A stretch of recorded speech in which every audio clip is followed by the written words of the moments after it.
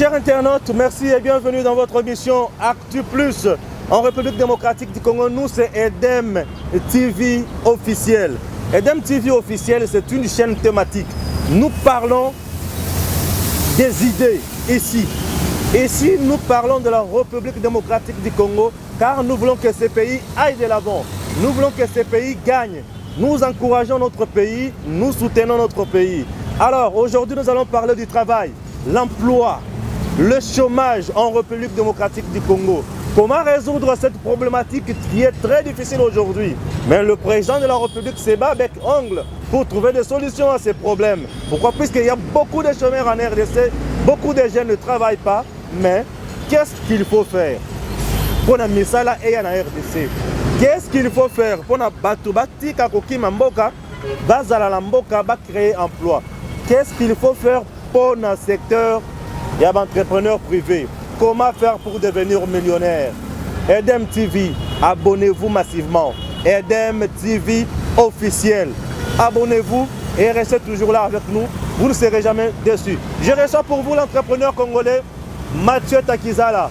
Il est le DG du garage spécial auto en RDC, un garage professionnel. Comment faire pour créer de l'emploi? Comment faire pour lutter contre le chômage? Oui, on en parle avec lui.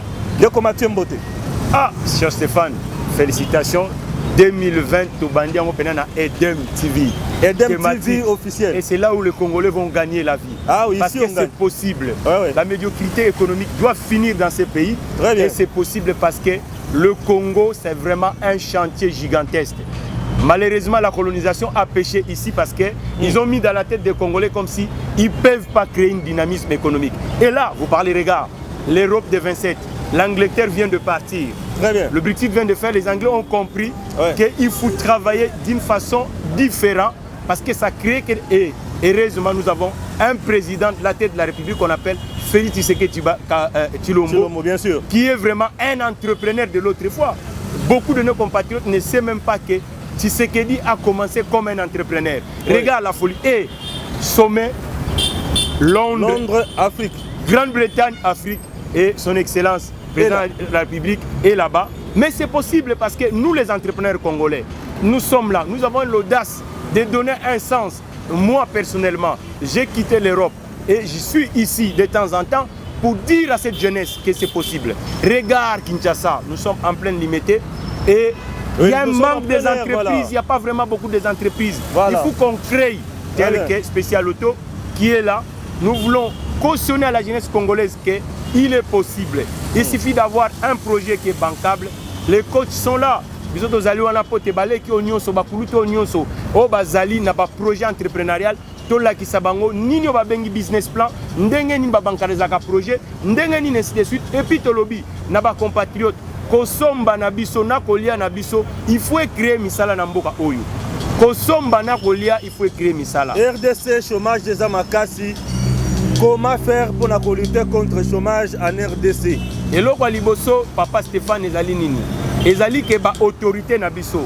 Tangu bazo somba, tangu bazo lia, il faut ba pesa yango na ba entreprise ya secteur privé. Et puis, de diminuer o ba bengi fonctionnement ya l'État.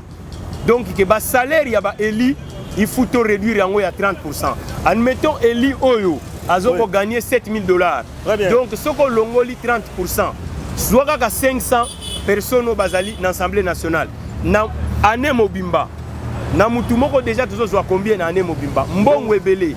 Et mbongo wana to injecter yango na financement ya entreprise ya secteur privé. Parce que entreprise ya secteur privé papa Stéphane Namboka na biso baza na financement té.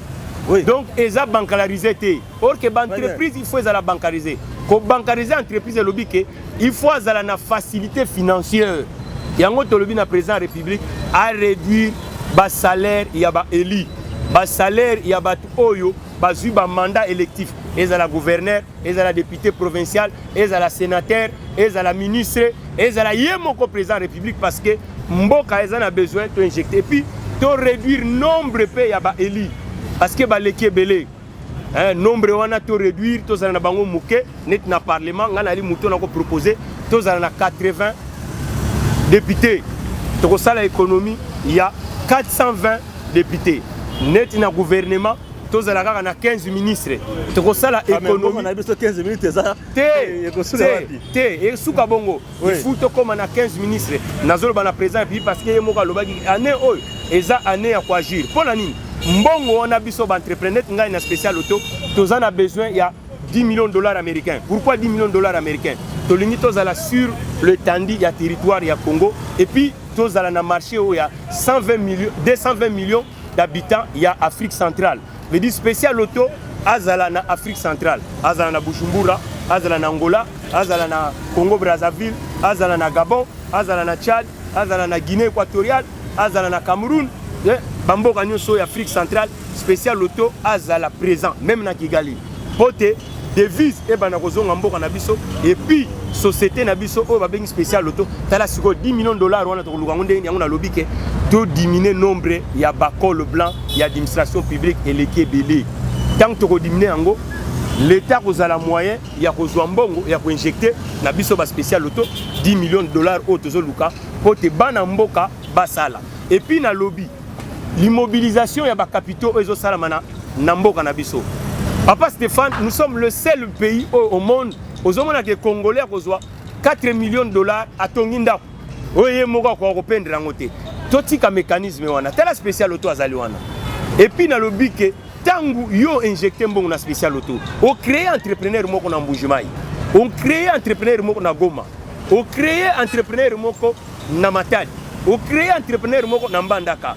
Veut dire au lieu tonga immeuble na Kisasa oyo eko fortifier na ngwelo ko moko otambola na mituka minene otambola ko mona lupango moko papa Stéphane na mboka oyo tala gaspillage ba financement tozo luka mutu moko azana 15 véhicules ba autoroute ku tezalité 15 véhicules wana papa Stéphane etambola katena zo mona même ba jeep américaine awa na mboka na biso OK soko longwe Los Angeles na Santiago ozana 3000 km la sanga etandi na 3000 km o ezali na route muta otambola na mboka oyo nzela ezalité ba papa to gaspiller ezali likambo kaka ya président république tena ba ministre té ndeko oyo mesani kozwa mbongo otonga immeuble osomba 15 jeep yaka ko boka ngona ba projet entrepreneurial et puis eloko mususu poto créer ba millionnaire ezali ko baisser imposition douane donc impôt voilà impôt et les qui pour baisser imposition pour te inciter ba entrepreneur congolais ba zo souffler et puis eloko mususu sala ke ba entrepreneur congolais ba marché te ezali o constitution epesi biso ngo ndeko Stéphane réservé au commerce de détail aux nationaux. Ça se fait plus dans ces pays. On voit les gens qui devaient être grossistes mais bazoteka commerce de détail. Il faut qu'on veille sur yango. Commerce de détail ezali pona ba nationaux. Et puis ba immatriculation ya ba société na Congo tu crois quoi accepter sous-souté société na Congo est à 100% avec un espace non société tant comme na Congo il faut que actionnaire moko congolais pe azala na kati ça va pousser que tu créer classe moyenne et puis eloko mususu nga na pesi que tu capter pe mbongo eza na diaspora papa Stéphane bamboka nyonso sali yango Maroc asali yango Sénégal asali yango Algérie asali yango comment tu ko capter yango tu capter yango dans ce sens que Congolais sont capables tous les mois à Tindaka $200 dans la famille mais Banque publique d'investissement à Congo a payé crédit. Crédit wana est créé activité économique. Au lieu de en trade parce que ce sont des milliards qui nous échappent papa Stéphane. Pour mboka entreprise des amouké. Et puis et l'autre monsieur au la président République tant bazo tambola au nom ya koluka investisseur il faut que ba porteur de projets congolais ba entrepreneur net biso tozala net na Londres na éviter ce président République akena nani ngana za awa tozo loba tozo belé entrepreneur sur papier té entrepreneur déjà aza sur le terrain parce que les investisseurs étrangers pote baya awa bakoya sur base ya ba société entrepreneur étranger akoya awa té akobanda ndenge nini ngai na muto na sali na ba groupe internationaux tokei ko aider ba société française à l'époque pour te ba s'implanter na Chine ba kendaki te abandi ko tonga usine te ba loi ki ba alliance stratégique na ba société chinoise lelo ba investisseur au président Zokati Luka il faut président Sokle Naye ezala ba entrepreneur congolais il faut que président Macron ou tiko kende nazi il n'y a pas longtemps en Chine. Bien sûr que Deuxième avion, ils allaient être entrepreneurs. Deuxième avion. Mais il semblerait que le président de la République, attends, on le rappelle à l'entrepreneur. Banani na yebité, il faut nombreux à la net na domaine il y a automobile. Ami Pessimi na la diaspora, il semble. Diaspora, on est fait la diaspora actif. La diaspora, on a la société na bango na Congo ezali wapi. Le président de Tambo. Un projet à Mindele. Des projets à papier. Projet sur le terrain. La président de la République, déplacement naïe, pour l'instant, Congo est en crise mounene. Créer des millionnaires, ça doit être pas sur papier. Créer des millionnaires, ça doit être les entreprises qui sont déjà implantées à Kinshasa. Ce sont ces entreprises à booster. Je veux dire, les déplacements comme sur la place de Londres, là où il y a des financements, Spécial Auto devait être présent. Parce que Spécial Auto a une rêve. De petites entreprises congolaises. Oui, des PME congolaises. Voilà, les booster. Les booster. Leur donner le crédit. Et c'est pour cela que vous allez voir que les investisseurs, par exemple, quelqu'un qui fabrique des pneumatiques, quelqu'un qui fabrique des batteries, quelqu'un qui fabrique plaquettes à Londres, quelqu'un qui fabrique filtres ailleurs. Mais si en face, il y avait le représentant de Spécial Auto avec le président de la République, on a une backbone, il y a une socle qu'on va expliquer à ces gens-là que le marché congolais, c'est ça. Et que dans les années 70, le marché congolais, il y avait déjà une usine de montage sur la place de Massina. Que ce marché-là, c'est 220 millions d'habitants, ainsi de suite, y compris le voisin. C'est un entrepreneur qui doit parler. Est-ce qu'un projet, Mathieu Takizala aujourd'hui, Ozali, Mokonjumnene, DG, il y a Spécial Auto. Est-ce que Spécial Auto peut présenter aujourd'hui dans le gouvernement congolais un projet pour faire sortir le pays du chômage, les jeunes du chômage et créer de l'emploi? Spécial Auto à quel projet? Spécial Auto, vraiment, c'est un projet, comme je vous dis. Donc, merci. Comprenez les ambiances. Spécial Auto. Joyeuses ambiances. Spécial merci Auto. beaucoup, Mr. Torosala Kaka. Baza ba jeune, bazo bunda pour na kosala musala, ça fait du bien. Surtout au bunda l'école. L'école il faut que des bossos misala, il faut boto moi ma. Toi l'école bien comme misala, bo bunda boto la misala comme il doit. Et ça lit bien. Voilà, Spécial Auto. Spécial Auto, Azali industrie congolaise dans l'automobile. Très bien. Azali Naba branche à Libosso Azali l'ingénierie, la réparation, la maintenance mécanique. Branche Ami Balé la dit na centre moko ya Spécial Auto. Il faut centre moko so kazo représenter 200 emplois. Ça finit yo moko allez-y comprendre combien de centres il faut Spécial Auto a créé na Congo. Parce que manque gagné les alliés belé na industrie wana. Et puis to lobby na mboka. Ba achat nyonso ya mboka, il faut passer via Spécial Auto. Côté transfert de technologie na ingénierie mécanique et zala maîtriser na ba congolais. Parce que yangonde ezo manqué jusque là. Parce que bo sombi o ba congolais bazo somba ezali bo sombi ya mabe. Tozo somba biloko kokai ko somba te pour na pays na biso. Mbongo ezo ko bimebele mais ezo créer ba emploi te. Yango monique concessionnaire na bino national ba bengi Spécial Auto aye po a équilibrer.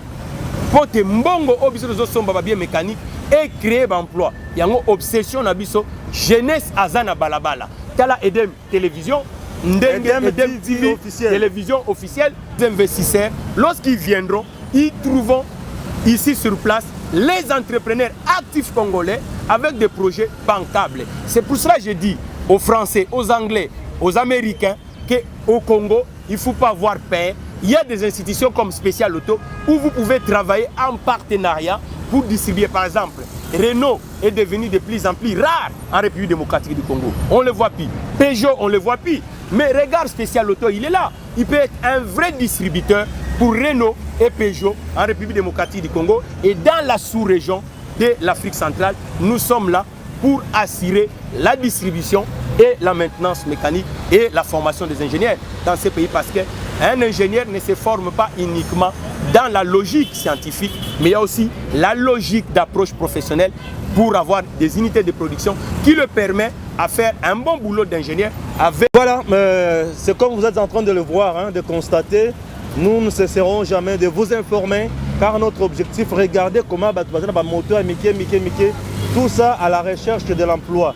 Garage, moto, bazawana, tout ça à la recherche de l'emploi. Hein? Tout ça, boulevard la limité. vous sentez vraiment que bato bazwa na kati ya kubunda pona kosala musala po pamba te bulletin de paie ezate bato bakokende wapi. Mais c'est l'État qui doit mettre les moyens. Maintenant, la question que je me pose, chers internautes, le gouvernement, l'année de l'action, Mathieu Takizala, est-ce que l'État congolais a financé Bino et je dis que c'est besoin de sécuriser?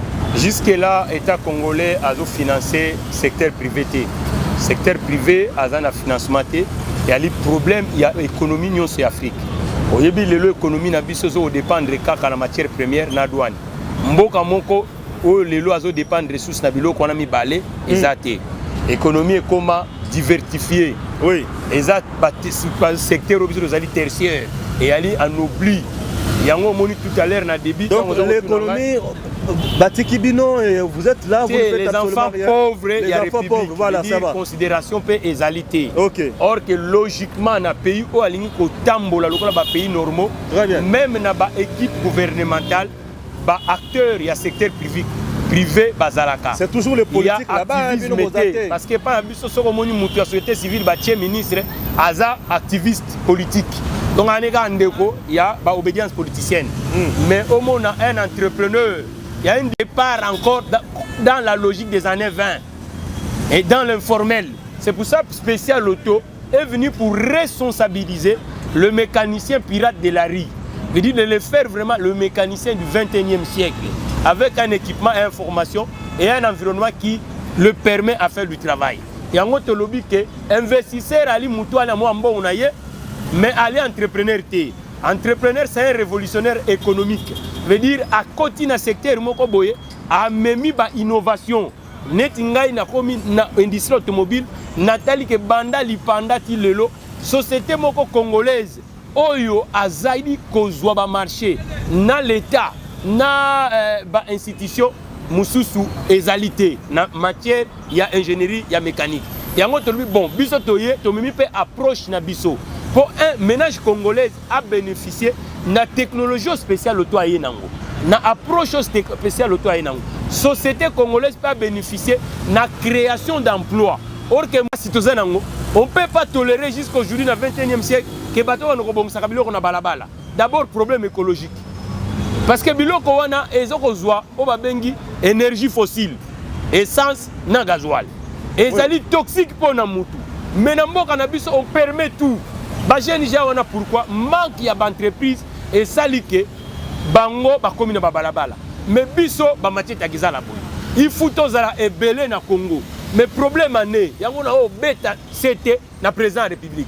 Tant qu'il y a des investisseurs, nous sommes ici. Il y a une grande différence entre les investisseurs et les entrepreneurs. Donc les investisseurs viendront lorsque les entrepreneurs congolais sont compris au Congo. Le conseil des ministres, on voit uniquement sans CV, comme le ministre de Namboko. Mais nous avons proposé le président de la République. A proposé nini yé mona na salati. Là c'est très compliqué aussi. A proposé eloko nini. Yango zomona ke to ya chômage na mboka na biso bato ba benga ba ministre. Ba lobaka ngote parce qu'ils ont même pas des outils. Il y a qu'on vaincre le chômage. Mais biso spécial auto outil à liboso to lobi nini. 40 000 emplois avec la marque spéciale auto. Ça donne gagner le salaire. L'État aura l'impôt. Voilà. Sur le salaire. Vous avez bien compris. L'absence d'actifs dans notre pays, tu as la retraite, tu as la impôt. Oui. Donc, il faut que la logique économique, le modèle économique du Congo ait changé. Il faut que les entrepreneurs congolais soient compris dans beaucoup. Tu as compris. Le président de la République, il parle des entrepreneurs, mais il ne reçoit pas des entrepreneurs. C'est ça le vrai problème. Et nous mettons. Est-ce que Banda Yobotama, tu sais, l'université Namboko, aussi yoka président nigérien, ayamba entrepreneur congolais. Non, mais même pas. La charité bien ordonnée, cher Stéphane, ça commence par soi-même. Et soi-même, c'est la République démocratique du Congo. Nous devons recevoir les entrepreneurs congolais, c'est n'importe quoi. Ou on quitte l'Europe pour venir ici investir, mais là, on a Gombe dans le ministère. Il faut décentraliser la République démocratique du Congo, papa. Ville Tozana. 24 communes, mais Baturaton Soba Lamuki va Kenegeka na Kalina. tokobengango Gombete parce que Gombepe c'est le côté. Tobengango Kalina parce que c'est logique coloniale. Ozo Samana beaucoup. Ou nous aussi, donc on doit t-shirt, comme sénateur. J'ai aussi des qualifications. Et encore, j'ai des avantages parce que je suis un homme qui a travaillé. Et j'ai l'expertise. Mais les gens qui deviennent ministres ici, ils ont travaillé où? Qu'est-ce qu'ils donnent à la République démocratique du Congo? Rien du tout, c'est aberrant. Donc le président de la République doit comprendre. Oui. S'il négocie pour les investisseurs, il faut que les entrepreneurs congolais soient à côté du président Tshisekedi. Nasenge Mbalebele, yamba biso entrepreneur, yamba biso netoyebi logique ya mboka oyo. Pas inini batiki mboka, mais il y a zosaka ba réunion na ba politique, ba conclave ba politique et futa kate. C'est des vautours ces gens-là. Dans la jeunesse ndengeza balabala. Hein? Ces gens on a essayé de parler de Mathieu Takizala pour le travail, l'emploi en RDC, et vous avez compris, il cherche à tout prix que le président de la République, Ameka Kouyamba Bango, pour faire sa makanisi na Bango. Mais jusqu'à présent, Makamonyo, c'est la politique. Plan de relance, Ndeko Stéphane, plan de relance, to Lukambongo, to injecté, ba projet des gens projeté, ba société congolaise, o ezana opinion sur riz, na Kisasa to na Congo. Président de la République a collecté Batouana, a solona na bango. Makaba ba projet te tokono lugono lugawa. Investir en ou tendenge nini. Investissez, ouais, investissement te. Très bien. Mais c'est quoi ça? Ezana sens te. Oh, les investissements te, go sali sabate beleta. Donc faut tokono lugawa na Belgique. Et là-bas chômage ezali. Il faut te inverser. Bazo droit na bangwana. C'est pas normal. OK na Liban okuta congolais azoteka mikatete. C'est quoi ça? Merci. Nous sommes arrivés à la fin de l'émission d'Abisso, Les Millionnaires.